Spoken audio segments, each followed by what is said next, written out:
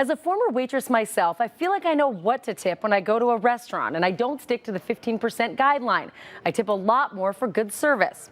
But I'll be honest, when it comes to hotel stays, I'm clueless and most often don't tip at all. And apparently that makes me a bad customer. They probably don't think that they can leave tips.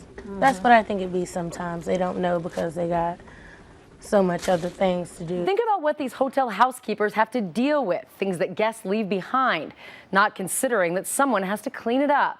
Marriott hotels are taking the unusual step of basically asking you, reminding you to leave a tip. They're putting cards and envelopes in each room, reminding guests to leave a little something extra behind. So how much should you leave? About.com has a guide. They say the bell staff, that's the one we always think of, right? The guys that carry your bags to your room, they should get $1 or $2 per bag, depending on the hotel. If you're splurging on room service, most of the time gratuity is included. But if your service is quick, throw in an extra $1 or $2 on top of that.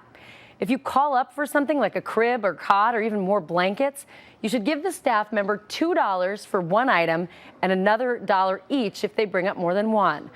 And finally, the housekeepers. Generally speaking, your tip should be between $1 and $5, depending on the hotel and the level of extra service provided. And take into account what you're leaving behind.